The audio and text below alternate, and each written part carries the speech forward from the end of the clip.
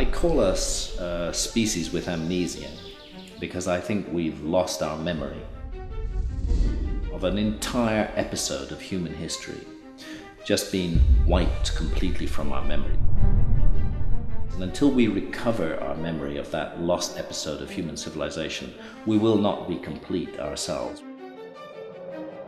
We need to know who we are and where we came from. In the rugged landscapes of southwestern Turkey, the Lycian civilization remains one of history's mysterious marvels, famed for its breathtaking stone-carved tombs and complex societal structures. I think we're looking at hints and clues that something is missing in our story. But how did this ancient culture achieve such architectural feats, intricately carving entire complexes directly into sheer cliffs? As we delve into the ruins of Xanthos, Tlos, and Mycenae, we uncover not only the technical prowess, but also the profound myths that propelled Lycia beyond mere survival, embedding it deeply in the tapestry of human heritage. Again, unfortunately, archaeologists largely sneer at myth. But I think the myths of the world, those that have survived, are the Hall of Records of the lost past. Nestled along the rugged southwestern coast of Turkey, Lycia is a region framed by mountainous terrain, dense forests and steep cliffs, which not only made it difficult to access, but also helped preserve its rich and distinct identity. This isolation meant that Lycia developed somewhat independently of its neighbors, cultivating a unique historical footprint that remained largely untouched until European explorers stumbled upon it. The first accounts of Lycia's mysterious ruins surfaced during the 18th century, when travelers like the French explorer Charles Texier and the English archaeologist Richard Pocock documented the extensive ruins, rock-cut tombs, and grand sarcophagi that dotted the landscape.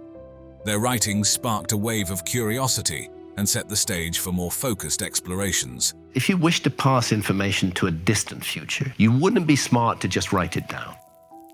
How can we know that our script is going to be readable by any other culture, let's say 10,000 years in the future?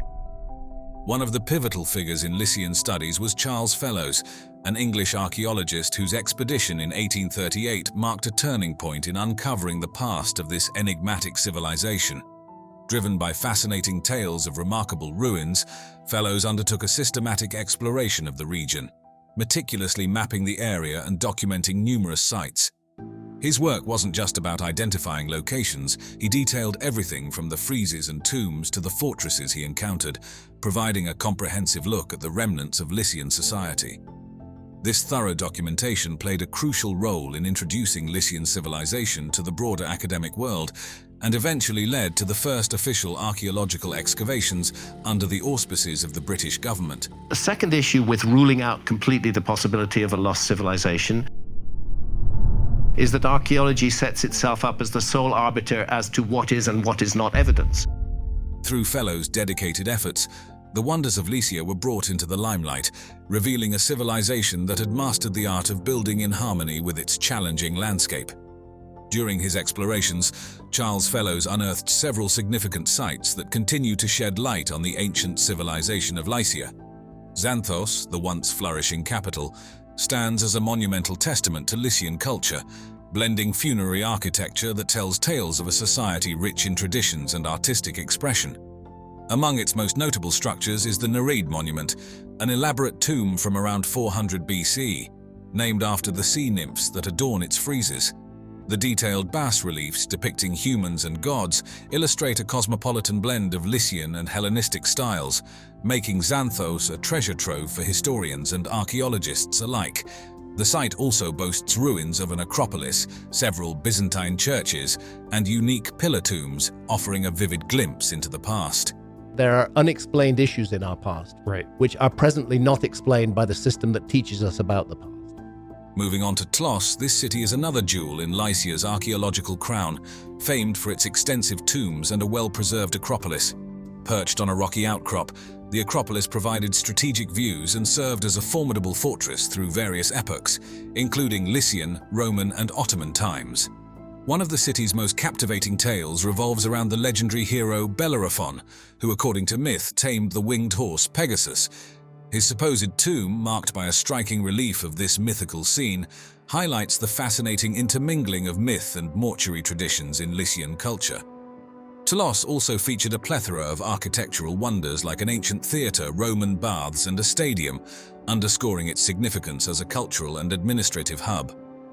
Further exploring the region, Mycenae, though less documented than Xanthos and Tlos, is critically important for understanding Lycian burial customs. The intricately carved tombs here are not just architectural feats, but also serve as a canvas for rich narrative reliefs and inscriptions in the Lycian language. These inscriptions are invaluable, providing insights into the social structures, laws, and daily life of the Lycian people, and offering a profound perspective on their linguistic and cultural landscape. Each of these sites, discovered or studied extensively by fellows, continues to offer invaluable insights into the ancient world, revealing the complexity and richness of Lycian society. When exploring the ancient burial practices of the Lycians in sites such as Xanthos, Tlos, and Mycenae, a fascinating contrast emerges with Egypt's Valley of the Kings. Both regions are renowned for their elaborate tombs designed to honor the deceased, yet they embody profoundly different architectural styles and cultural philosophies. The Valley of the Kings, with its subterranean tombs, was crafted to prepare for the afterlife and separate the dead from the living, reflecting a focus on the otherworldly. The Book of What is in the Duat, which you will find painted on the walls of many of the tombs in the Valley of the Kings. In stark contrast, Lycian tombs are monumental and highly visible within the landscape, signifying a different approach to death and remembrance where the dead remain a part of the community's everyday life, visible and integrated within their environment.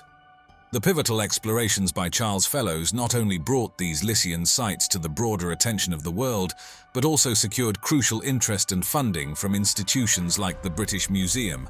His initial expeditions in the 1840s, sanctioned by the British government, eventually led to the transportation of significant artifacts, including pieces from the Nereid monument back to England. These artifacts would later become central exhibits at the British Museum, sparking debates about cultural heritage and the ethics of artifact repatriation.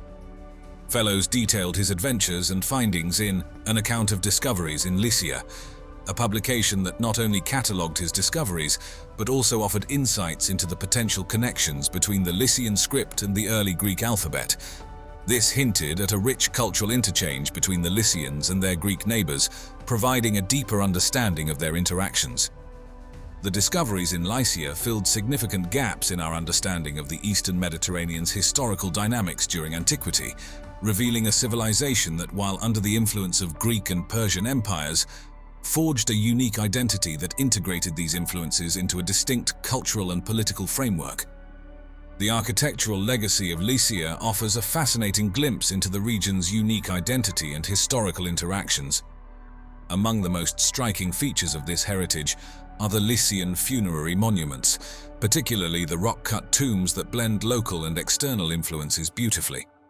These tombs, intricately carved directly into the limestone cliffs of Lycia, often take the form of small temples or mimic traditional Lycian wooden houses, complete with detailed pediments, columns, and reliefs. The styles reflect both Greek and Persian influences, yet they maintain distinctive Lycian characteristics, portraying a society that was receptive to external ideas while fiercely preserving its independence. The house-type tombs, for instance, replicate the facades of Lycian wooden homes, featuring pseudo-beams and gabled roofs that echo the domestic architecture of the era. On the grander side, temple-type tombs imitate Greek temples with their intricate Ionic or Doric columns and richly decorated friezes, illustrating the cultural exchange between the Lycians and the Greeks. A prime example of this architectural marvel is the tomb of Amyntas in modern-day Phthia, dating back to the 4th century BC. This tomb stands out for its grand scale and detailed design, resembling a temple facade with 2 Ionic columns supporting a large pediment. The pediment and the tomb's inner chamber showcase the exquisite Lycian craftsmanship, adept at manipulating the region's limestone. An inscription in Lycian script above the doorway, identifying the tomb as the resting place of Amyntas, son of Hermagios, provides valuable insights into the personal identities and social structures of ancient Lycia. An interesting parallel can be drawn between the rock-cut tombs of Lycia and the renowned Nabatean city of Petra in Jordan. Both civilizations crafted elaborate structures into sheer rock faces, primarily for use as tombs or religious sites. While Petra is famous for its monumental scale and blend of Eastern and Hellenistic architectural styles, Lycian tombs are typically more modest in scale, but equally intricate in detail. Unlike Petra's tombs, which are part of a broader urban landscape, Lycian tombs are often standalone monuments set in remote cliff faces. As excavations in the region continue, archaeologists are moving beyond these iconic tombs to uncover urban centers, religious sanctuaries, and domestic structures, painting a fuller picture of daily life in ancient Lycia. Concurrently, there are ongoing efforts to preserve these deteriorating stone monuments, which are vulnerable to environmental and human-induced damage.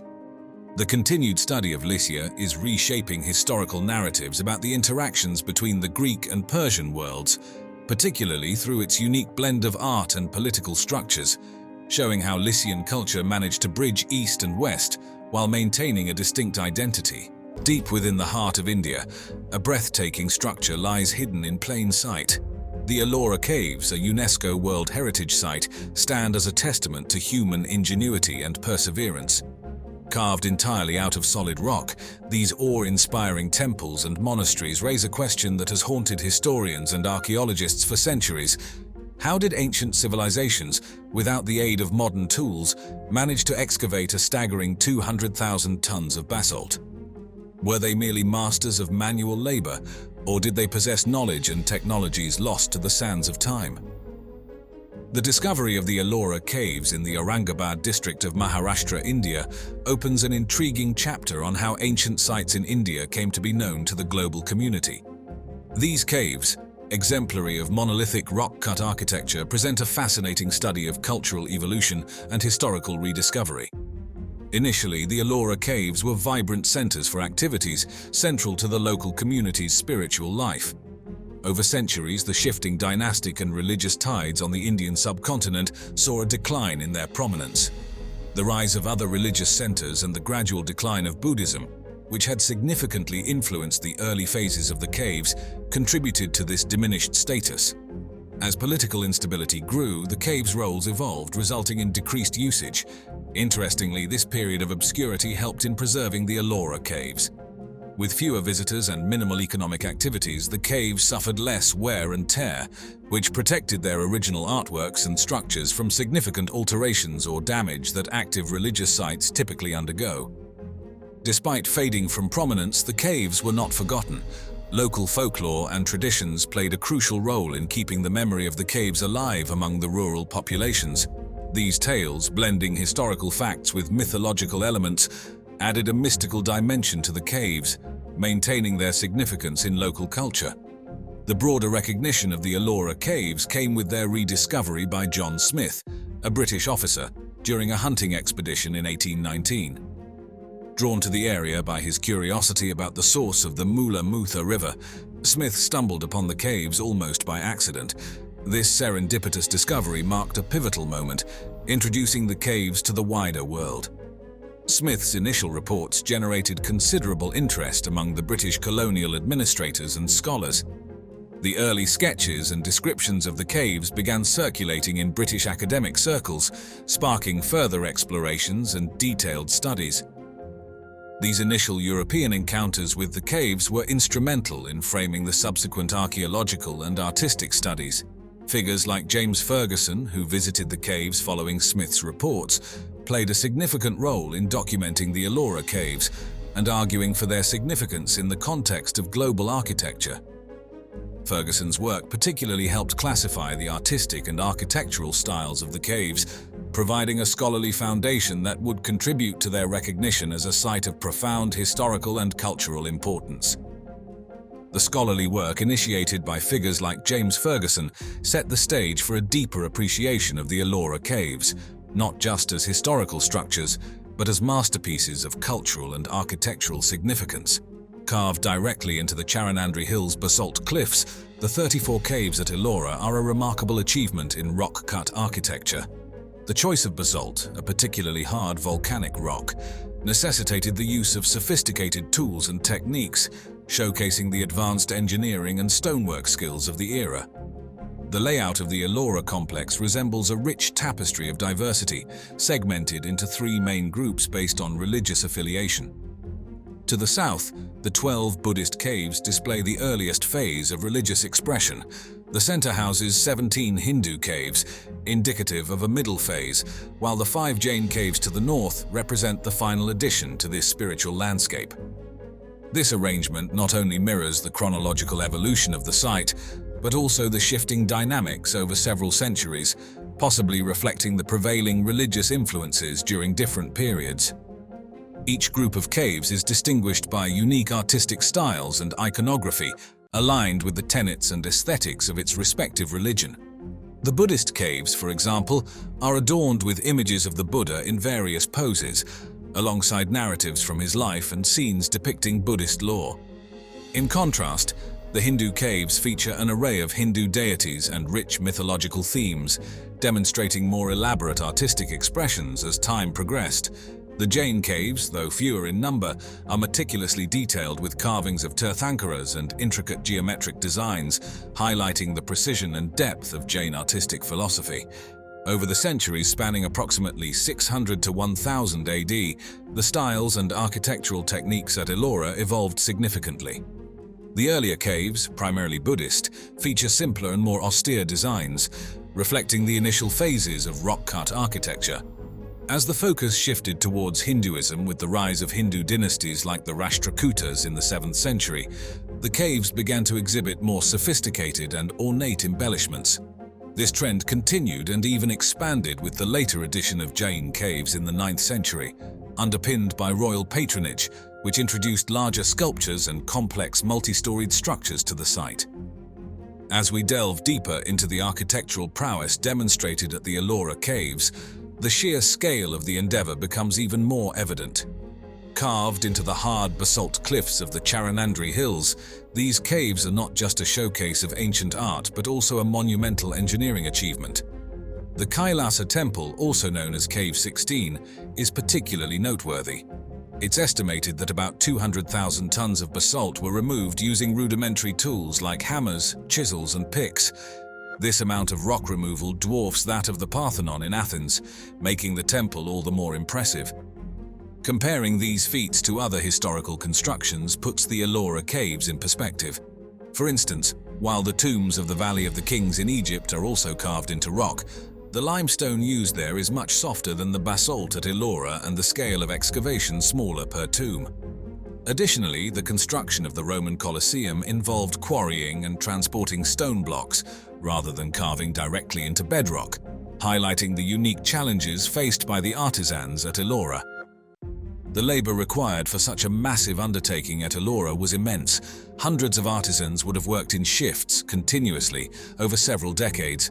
This not only required physical endurance, but also advanced planning and precision. The artisans had to ensure that each layer they carved matched the overall design perfectly, as any mistake would be irrevocable. They likely used a combination of geometric planning and three-dimensional visualization to achieve this level of detail. The sophistication didn't stop at carving. The use of iron tools during this period in India was critical, enabling the artisans to shape the hard basalt effectively. These tools were not just for fine detailing, but also for removing large volumes of rock, demonstrating the advanced metalwork techniques of the time. Furthermore, the hydraulic engineering incorporated into structures like the Kailasa Temple was ahead of its time. Sophisticated drainage systems were designed to manage the heavy monsoon rains typical of the region. These systems, which included channels and gutters carved directly into the rock, were crucial for preventing water damage and erosion. This approach to water management, focusing on local water diversion, contrasts with contemporary systems like Roman aqueducts, which transported water over long distances but addressed different engineering challenges. An intriguing theory about the Ellora Caves adds another layer of complexity to their design. It suggested that the layout and orientation of certain caves may align with specific astronomical events, such as solstices and equinoxes. This alignment could mean that during these key times of the year, sunlight would dramatically illuminate specific sculptures or carvings within the caves, creating a play of light and shadow that was both symbolic and spectacular. Such celestial alignments would not only have enhanced the aesthetic and spiritual experience, but also demonstrated a profound understanding of astronomy. As we further explore the complexities and grandeur of the Ellora Caves, it becomes clear that their art and iconography are as diverse and profound as the engineering feats behind their construction. The Buddhist caves, far from being mere retreats, are vibrant narrative canvases that tell the story of Buddha's life and teachings through detailed sculptures and architectural designs. Cave 10 is a prime example, featuring a large stupa overlooked by a colossal statue of Buddha in a preaching pose. The walls around it are richly adorned with scenes capturing key moments from his journey towards enlightenment and his subsequent efforts to impart his wisdom to others. In contrast, the Hindu caves at Ellora are dominated by dramatic and intricate reliefs of gods and goddesses from the expansive Hindu pantheon. The most notable among these is Cave 16, the Kailasa Temple, which is not just an architectural marvel but also a canvas for mythology. Carved to represent Shiva's mountain abode, it is replete with scenes from the Ramayana, the Mahabharata, and the various exploits of Lord Shiva himself. This cave stands out as a monumental freestanding structure, sculpted entirely from a single rock, showcasing an entire mythological narrative in stone. Similarly, the Jain caves, particularly Cave 32, known as the Indra Sabha, feature meticulous carvings that reflect Jain values of symmetry and asceticism. These caves are adorned with delicate carvings of lotus flowers, celestial beings, and intricate geometric patterns. The detailed depictions of the Tirthankaras in various poses of meditation and teaching further emphasize the Jain philosophical outlook and its emphasis on tranquility and enlightenment. Drawing an interesting comparison, the nearby Ajanta caves, although similar in being a rock-cut complex, present a different artistic and functional focus. Exclusively Buddhist, the Ajanta caves primarily served as monasteries and prayer halls, and are renowned for their exquisite wall paintings and sculptures that depict scenes from the Buddha's life and the Jataka tales. Unlike Ellora, Ajanta features caves with horseshoe-shaped facades and lacks the architectural diversity seen in Ellora. Each cave at Ajanta is dedicated to a single tradition, whereas Ellora presents a more eclectic architectural panorama, including the astonishing Kailasa Temple. This diversity at Ellora not only highlights a broader spectrum of life, but also showcases the evolution of rock-cut architecture from purely monastic uses to elaborate temples and intricate pilgrimage sites, carved into the face of the same mountains. Could the astonishing Kailasa Temple at the Ellora Caves, carved meticulously from a single massive rock, truly be the work of mere mortal hands? There is a particular seal that has survived, and it shows a figure which is recognizable as the god Shiva. This ancient architectural marvel, built in the 8th century under the patronage of King Krishna of the Rashtrakuta dynasty, stands as a monument not only to devotion and artistry, but also to an engineering prowess that seems almost superhuman. I think we're confronted by an enormous mystery with megalithic sites all around the world, and we don't understand them properly. With its elaborate carvings and grand scale, the Kailasa Temple has sparked a captivating debate. Was this colossal structure really constructed using primitive tools of the age, or does it bear evidence of intervention by an advanced civilization, possibly beyond our earthly realm? Some people think that the answer is extraterrestrial visitors. I don't think that's the answer, but who knows? Tucked away in the basaltic hills of Maharashtra, the Ellora Caves complex is an architectural marvel of ancient India. Spanning from 600 to 1000 AD, these caves house a remarkable blend of Buddhist, Hindu, and Jain heritage. Among them, Cave 16, better known as the Kailasa Temple, stands out as the crowning glory of the site. Historically referred to as Veral, the area's location along ancient north-south trade routes undoubtedly played a critical role in its development. The Kailasa Temple, known for being the largest monolithic rock excavation in the world, showcases the advanced state of engineering and architectural skills during the 8th century.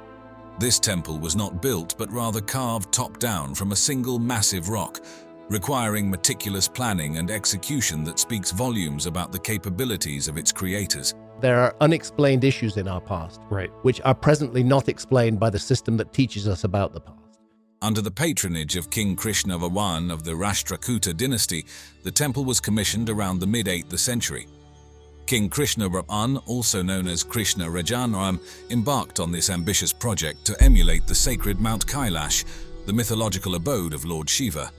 The temple not only served as a place of worship, but also as a demonstration of the power and artistic aspiration of the Rashtrakutas. During a period of British colonial expansion in India, British officers often ventured on expeditions for leisure and exploration. It was during one such excursion that the lush, overgrown vegetation of the Maharashtra region, which had concealed the Ellora Caves for centuries, finally gave way to one of the most significant archaeological discoveries in India. A lot of archaeology that gets done doesn't get done because of a targeted search. The year was 1819, and the caves, untouched and perfectly preserved as if in a time capsule, were stumbled upon accidentally by Captain John Smith and his party. The discovery by Captain Smith wasn't merely about uncovering a lost site, it was a revelation that peeled back the layers of India's rich and ancient civilization, which had thrived long before European powers set foot in the region. As Smith entered the caves, he was confronted with the grandeur of India's past, an intact cultural heritage that spoke volumes of its historical depth and complexity. However, Captain Smith left behind more than just the memory of his discovery. In what is now viewed as an act of historical vandalism, he inscribed his name and the date on a pillar inside Cave 10. At the time, such actions were common among explorers, who often left their marks as records of their presence. This graffiti, though frowned upon today, provided a tangible record marking the European discovery of the site and has since become a point of contention in discussions about heritage preservation versus the historical markers of colonial exploration. Following this accidental discovery, there was a renewed interest in the Ellora Caves, leading to more systematic explorations and excavations. The Archaeological Survey of India, established in 1861, took on the mammoth task of excavating and preserving these ancient sites. Their efforts were crucial in maintaining the structural integrity and historical accuracy of the caves as they faced the dual pressures of time and increasing tourism. Detailed studies and documentation efforts were spearheaded by early explorers and scholars like James Burgess and later Ghulam Yazdani. Their meticulous work in cataloguing the sculptures, iconography, and architectural styles has been compiled into extensive reports and books, which remain invaluable resources for Indological studies today. This comprehensive documentation helps ensure that the Ellora Caves, including the magnificent Kailasa Temple, continue to be understood and appreciated not just as monuments, but as gateways to India's illustrious past. The Kailasa Temple, also known as Cave 16 at the Ellora Caves, truly stands as a testament to the ancient mastery of rock-cut architecture. This stunning structure isn't just a testament to grandeur, but also to a unique construction methodology that melds religious devotion with unmatched craftsmanship. Unlike traditional buildings constructed from the ground up, this temple was carved directly out of a single massive rock, a process that required not only extreme labor but also precise planning. The effort to remove approximately 200,000 tons of rock from the site underscores the monumental human endeavor that went into its creation, likely involving hundreds, if not thousands, of laborers across several generations. Ancient cultures all around the world preserved a memory of a high civilization, of prehistory. Symbolically, the temple mirrors Mount Kailasa, the mythical abode of Lord Shiva, suggesting that the architects intended to create a heavenly abode on earth. This ambition is evident not just in the temple's scale, but also in its elaborate multi-storied design, which features a rare vertical expansion in rock-cut architecture. Each floor is intricately adorned with carvings and statues that bring to life stories from Hindu mythology, especially those focusing on Lord Shiva, enhancing both the religious and aesthetic appeal of the temple. Comparing the Kailasa Temple to the ancient city of Petra in Jordan highlights its unique features. While Petra is renowned for its impressive facades carved into rock faces, the Kailasa Temple goes a step further. It is not just a facade but a complete excavation, with intricate vertical carvings that make its interiors as spectacular as its exteriors. Unlike Petra's relatively plain interiors, the Kailasa Temple is elaborately detailed, with entire floors, columns, and ceilings that are ornately decorated to reflect Hindu religious themes. The engineering behind the Kailasa Temple also addresses some significant challenges. such as maintaining structural integrity while removing massive volumes of rock. The architects and engineers employed their deep understanding of geology and engineering to ensure the stability and durability of the remaining structures. They even incorporated an ingenious drainage system to prevent water accumulation and erosion during the region's heavy monsoon seasons. Moreover, strategic placements of openings and alignments within the temple structure allow natural light to flood its interiors, enhancing the spiritual and aesthetic experience for visitors. The layout also facilitates the circulation of air and movement of devotees, crucial during religious ceremonies. These intriguing aspects of the Kailasa Temple, combined with the mysteries surrounding its construction, have fueled various theories about its origins and the techniques used in its elaborate design. From theories suggesting extraterrestrial influence to speculations about advanced ancient technologies or a network of secret chambers, the temple continues to be a subject of fascination and scholarly debate. I think the dating of quite a number of megalithic sites needs to be reconsidered. These discussions not only celebrate the architectural genius of the temple's creators, but also deepen our appreciation for this ancient marvel.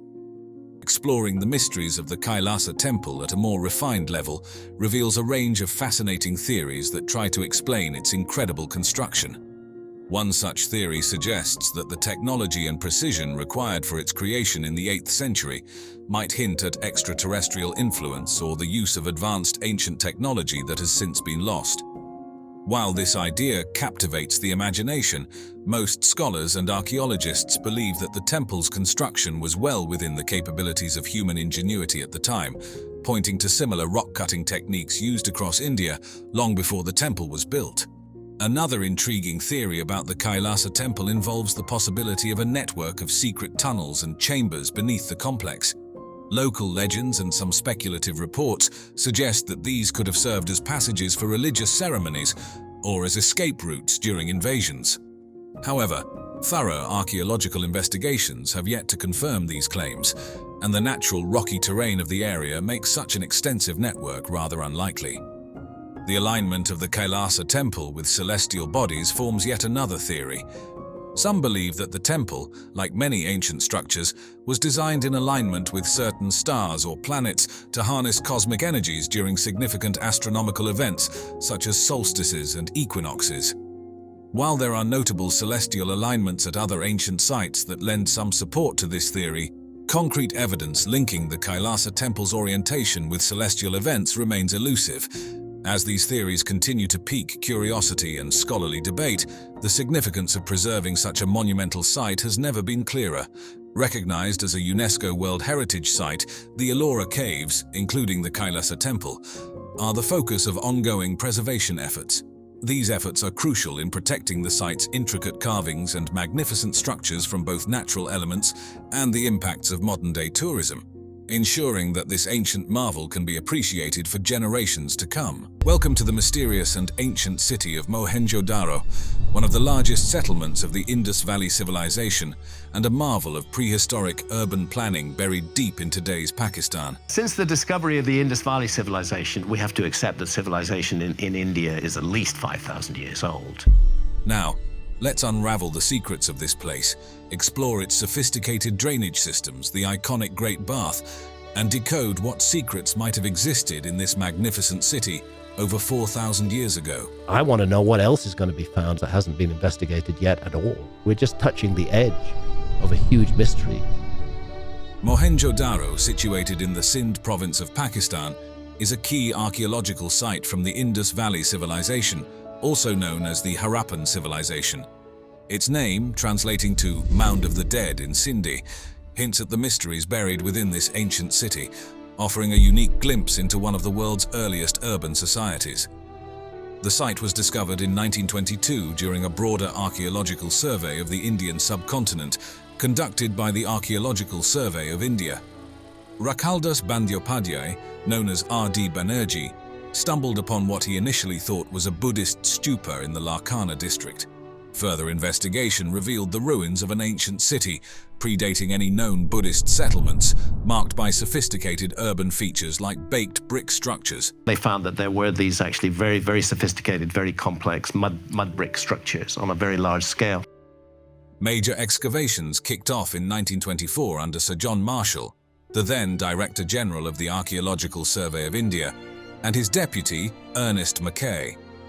Their efforts unveiled an advanced city with a well-planned layout, efficient drainage systems, brick houses, granaries, and public baths, all indicating a highly organized society. The excavation methods were quite methodical for the time, involving grid-based trench digging which allowed for a clearer understanding of the city's layout. Marshall also emphasized the use of photography and meticulous on-site notes to document the findings accurately. Among the most remarkable discoveries was the Great Bath, suggesting the site's use for ritualistic or ceremonial purposes, alongside a sophisticated sewage system that highlighted the city's advanced urban planning and sanitation awareness.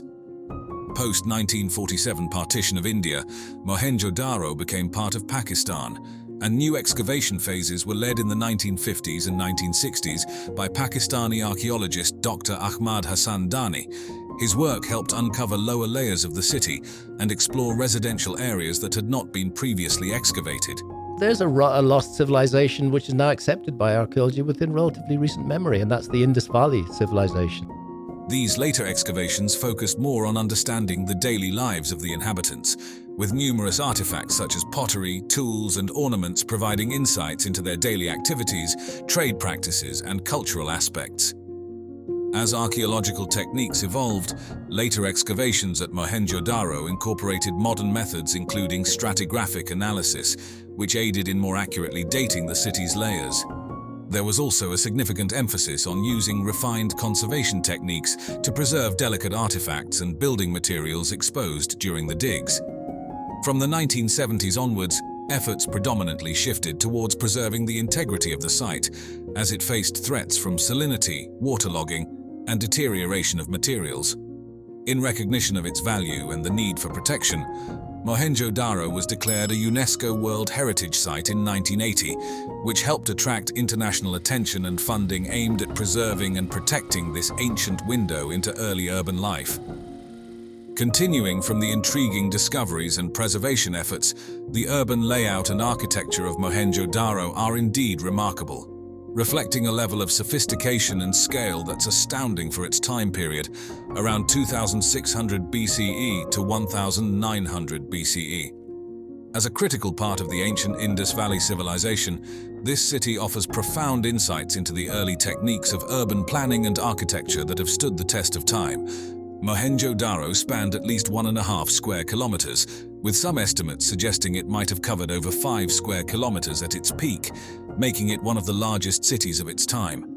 The city was meticulously planned with a grid system, dividing it into a lower town and a citadel area. Streets running north-south and east-west sliced the city into well-organized blocks, demonstrating the urban planner's keen grasp of design principles. Residential blocks were designed with precision to ensure uniform appearance from the outside and direct access to street-side drainage, reflecting a controlled approach to urban development and adherence to municipal regulations. Is knowledge preserved and passed down through the ages? Yes, I think it is. The city's drainage system was extraordinarily advanced for its era. Each house was connected to a street-side drainage channel through individual drainage pits, a setup that showcases early mastery in sanitary engineering. These drains, constructed from baked brick and gypsum mortar, included manholes at intervals for maintenance, features that would not be out of place in a modern city. The buildings of Mohenjo-Daro were primarily built using sun-dried and fired mud brick.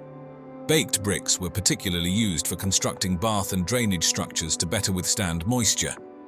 The architectural variety within the city was notable, with homes ranging from small single-room dwellings to large multi-storied buildings, indicating a society with socio-economic diversity. A typical house featured a courtyard surrounded by rooms, providing light and air to living spaces, with some houses boasting 2 or even 3 stories. The standardization in brick size, typically measuring 7 by 14 by 28 centimeters, suggests there was a centralized system for the production and distribution of building materials. Most materials for construction were likely sourced locally, given the abundance of clay in the Indus region, ideal for brickmaking. However, special items like the large stones used in some public buildings might have been sourced from further away and transported to the site. When we compare the urban planning and architectural sophistication of Mohenjodaro with that of ancient Egypt during the same period, a fascinating picture emerges.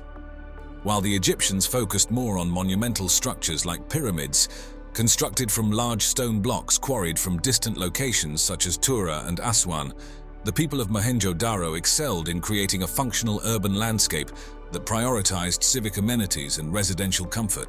Building on the sophisticated urban planning and architecture of Mohenjodaro, the archaeological site is also renowned for some extraordinary artifacts that shed light on the cultural and technological advancements of the Indus Valley civilization. We're going to see more physical evidence for this, more as time goes by. The dancing girl is a captivating bronze figurine, merely 10.5 centimeters tall, capturing a young girl in a dynamic pose with one hand on her hip and the other casually dangling at her side. The level of detail in the figurine is remarkable, showing off intricate jewelry and a detailed hairstyle that points to a highly sophisticated sense of aesthetics and craftsmanship. This small statue is not just a piece of art. It highlights the advanced metalworking skills of the time, being one of the few metal artifacts discovered at Mohenjodaro.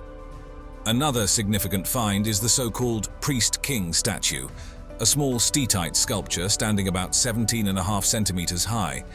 It depicts a male figure seated, adorned in an intricately engraved robe and wearing a fillet around his head, which might have once held a feather or other decoration.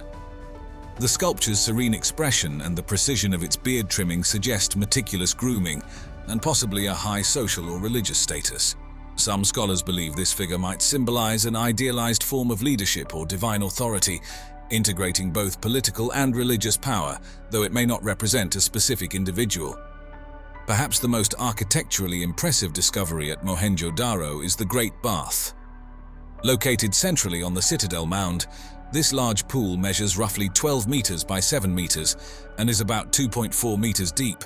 It's constructed from finely fitted bricks sealed with a layer of natural tar, making it waterproof, an advanced construction technique for the time. The Great Bath is believed to have been used for ritual purification rites, reflecting the civic and religious practices of the Indus people. The structure was ingeniously fed by a well, and an adjacent drain allowed for the emptying and cleaning of the bath, indicating a sophisticated management of water resources. Comparing the Great Bath with Roman baths brings interesting insights. Like Mohenjo-Daro's bath, Roman baths were central to social and religious life, going beyond mere hygiene to serve as gathering places for social interaction and ritual practices. However, Roman baths were typically more complex, featuring varied temperatures across different rooms and incorporating technologies like steam baths and underfloor heating, showing different scales and advancements in engineering. An intriguing theory related to Mohenjo-Daro's significance within the Indus Valley civilization is the hydraulic hypothesis, which suggests that the city served as a religious center coordinating the management of an extensive system of irrigation canals. This hypothesis proposes that the city's leadership wielded both political and religious authority, crucial for managing the water resources vital for agriculture in the arid environment. Perched high above the Dead Sea, the ancient fortress of Masada stands as a magnificent structure to human ingenuity and resilience. This awe-inspiring megastructure, discovered by scientists, reveals a fascinating blend of royal luxury and desperate defiance. But the story doesn't end there. Just a short distance away, the discovery of the Dead Sea Scrolls has added an even deeper layer of mystery and historical significance to the region. Join us as we unravel the secrets of Masada and explore how these incredible finds are reshaping our understanding of ancient civilizations. Masada is an ancient fortification located on a rugged, isolated rock plateau in the southeastern region of Israel, overlooking the western shore of the Dead Sea. This impressive site, also known as Masada in Hebrew, symbolizes Jewish heroism due to its historical significance and dramatic landscape. Rising approximately 450 meters above the level of the Dead Sea, Masada is an imposing natural fortress. The plateau itself is about 600 meters long and 300 meters wide at its widest point, with a flat top covering around 9 hectares, roughly equivalent in size to 17 football fields. Constructed during the reign of Herod the Great between 37 and 31 BCE, Masada was chosen for its defensible position and strategic advantage.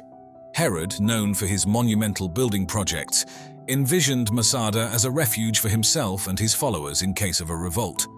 The site gained particular historical prominence during the First Jewish-Roman battle. According to the Jewish historian Flavius Josephus, Masada became the last stronghold of Jewish rebels known as the Sicarii, who held out against a Roman siege. After a lengthy siege, the Romans constructed a massive ramp on the western side of the plateau to breach the walls. Masada has yielded a plethora of archaeological treasures that provide a vivid glimpse into the lives of its ancient inhabitants. The primary excavations conducted by Israeli archaeologist Yigael Yadin in the 1960s uncovered numerous artifacts and structures that tell the story of Herod's grand vision and the final stand of the Jewish rebels.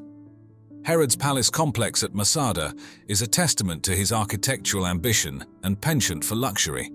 The complex is divided into several distinct sections. The northern palace is the most elaborate part, constructed on 3 rock terraces. The upper terrace housed living quarters and a semicircular portico that offered stunning views of the Dead Sea. The middle terrace featured an elaborate reception hall, while the lower terrace included a bathhouse with a sophisticated hypocaust heating system.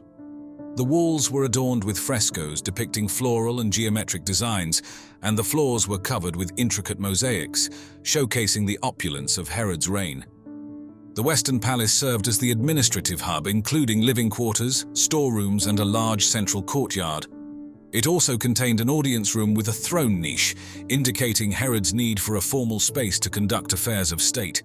The palace's storerooms were well stocked with foodstuffs, wine, and oil, indicating meticulous preparation for a prolonged stay or siege. The palace complex featured several bathhouses, equipped with both cold and hot baths, steam rooms, and dressing rooms. These bathhouses were marvels of engineering, with sophisticated water heating and circulation systems that reflect the Roman influence on Herod's architectural style.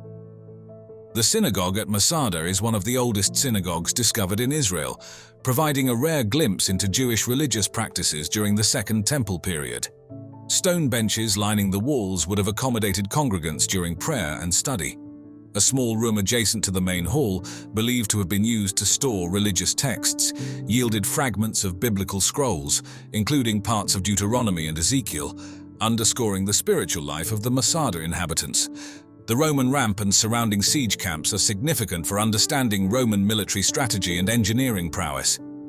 Built on the western side of the plateau, the ramp is a massive earthwork structure, rising over 200 meters. Constructed by the 10th Roman Legion, the ramp allowed the Romans to move siege towers and battering rams to breach the fortress walls. 8 Roman camps encircled Masada, their outlines still visible today. These camps housed thousands of soldiers and included command centers, barracks, and supply depots. The largest camp, known as Camp F, served as the headquarters for the Roman commander, Lucius Flavius Silva. One fascinating theory posits that the Sicarii rebels might have engaged in psychological warfare against the Romans. Imagine the rebels using reflective surfaces, such as polished shields or metal objects, to create blinding flashes of sunlight aimed at the Roman soldiers.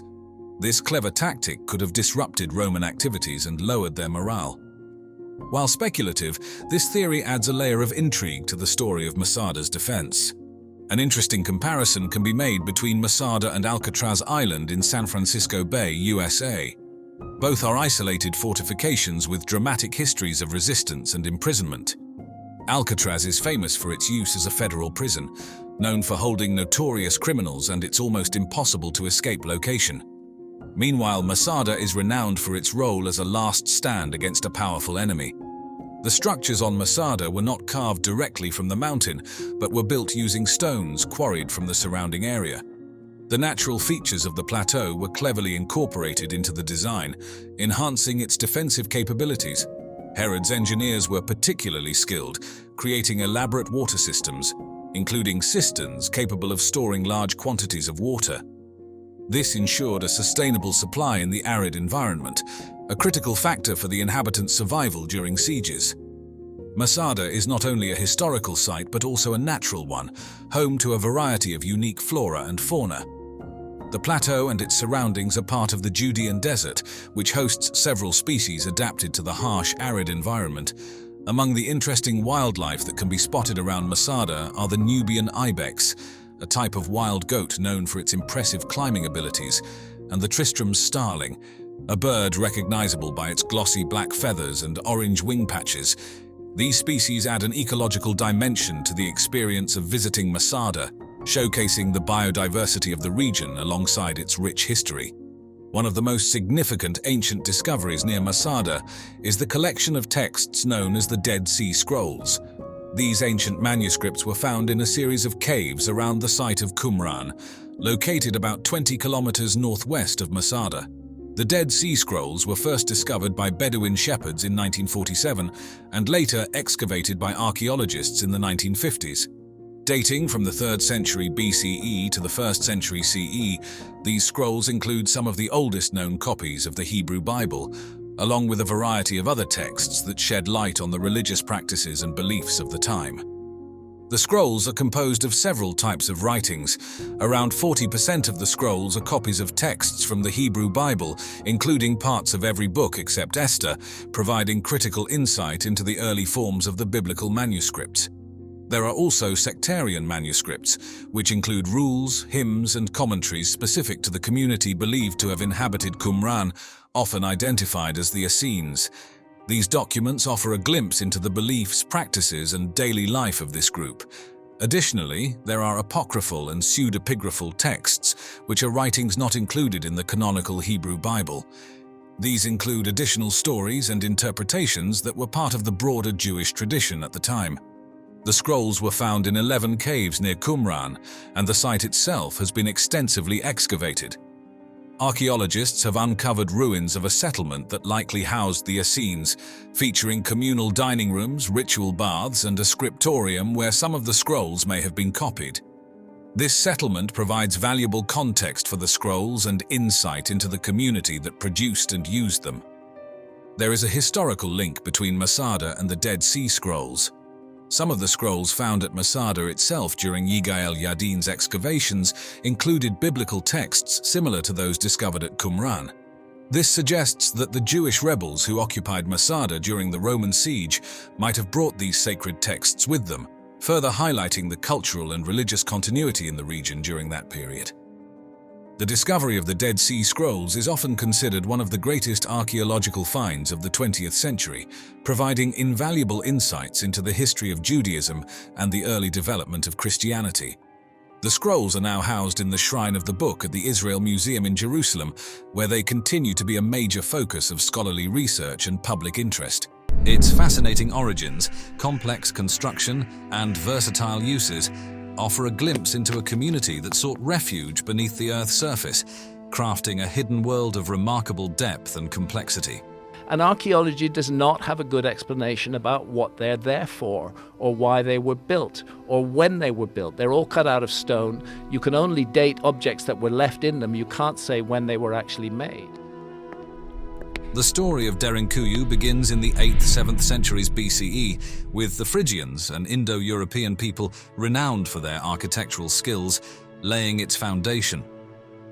What likely started as a modest subterranean enclave was expanded by successive cultures, each adding layers of depth and function to this architectural marvel. Notably, in the 2nd and 3rd centuries AD, early Christians seeking sanctuary from Roman persecution carved out additional living quarters, worship spaces, and communal areas. They were used by Christians, they were used by Muslims, they were used back in 2,000 plus years ago as homes in some cases. The construction of Derinkuyu was no small feat. It involved the excavation of approximately 2.5 million cubic meters of volcanic rock, known as tuff, which is soft enough to carve but hardens when exposed to air, ensuring stability for the city's expansive underground structures. Derinkuyu's purpose extended far beyond a mere hideout. It was a bastion during invasions and conflicts in the strategically significant region of Cappadocia. What makes sense of those underground cities to me is that they were built as places of refuge that people could go into during an episode of meteor bombardment during the Younger Dryas. Beyond serving as a refuge, it also offered a complete underground living environment with water wells, food storage, livestock pens, and even a prison. They're fine. They have air vents, they have water, they're incredibly well thought out. Its intricate layout supported a vibrant community life, with residential areas, communal kitchens, and places of worship, reflecting a society capable of sophisticated urban planning and social organization. The city's capacity to house up to 20,000 people, coupled with its advanced infrastructure, including an extensive ventilation system and a complex water distribution network, speaks volumes about the ancient world's architectural and engineering prowess. I spent hours down there just wandering around and looking at this amazing place.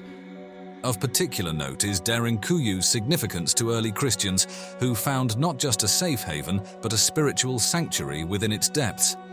The numerous chapels and churches adorned with religious symbols and bas-reliefs provided a focal point for community and faith, underscoring the city's importance as a religious retreat. Derinkuyu, an underground world equivalent to an 18-story building below the Earth's surface. This ancient city, carved deep into the Earth to a depth of around 200 feet, provided a year-round comfortable living environment. Thanks to its cooler and more stable temperatures, it's fascinating to think about how it was designed to house up to 20,000 people, along with their livestock and possessions, showcasing an incredibly organized society, adept at managing life's necessities in such a confined yet complex space. With at least 18 levels, Derinkuyu was more than just a series of tunnels. It was a fully functioning underground metropolis. The city was meticulously organized into residential areas, communal spaces, and even sectors for livestock, indicating a society that valued structure and community. The intricate layout ensured that despite being underground, movement within the city was fluid. The city's innovative ventilation system is nothing short of remarkable. Thousands of shafts ensured that fresh air reached the deepest levels, a feat that underscores an advanced understanding of environmental control and airflow.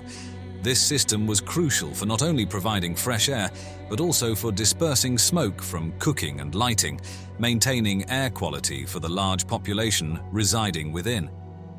But perhaps what stands out most about Derinkuyu are its defensive features. Massive stone doors could be rolled across passages to seal off the city, transforming it into a fortress at a moment's notice. The corridors, intentionally narrow, were designed to thwart large groups of invaders, allowing defenders to control movement throughout the city effectively. Moreover, the hidden entrances and exits, some connected to the surface by miles-long tunnels, speak volumes about the strategic planning that went into safeguarding the city. These secret passages allowed for stealthy entrances and exits, crucial for gathering intelligence or making escapes during sieges. Despite the extensive exploration that has peeled back some of its layers, Derinkuyu keeps parts of itself hidden, teasing the imagination with what lies in its uncharted depths. While we've uncovered much, there's still a vast expanse that remains out of reach. Safety concerns and the potential risk of collapse have kept certain sections off-limits, sparking a wildfire of speculation and theories about the full scale of this underground labyrinth. Could there be entire levels we've yet to discover, or hidden rooms filled with ancient artifacts waiting to tell their part of Derinkuyu's tale? The lore surrounding Derinkuyu and its sister cities in Cappadocia weaves a rich tapestry of tales that blur the lines between history and legend. Stories of a vast network of tunnels connecting the underground cities suggest a sophisticated system used for trade, communication, or even as escape routes from invaders. The two that I visited in the series are Derinkuyu and Kaimakli, and these two sites are joined by an 8-kilometer tunnel underground. While some of these tunnels have been confirmed, the full extent of this network fuels the imagination about the capabilities of ancient civilizations.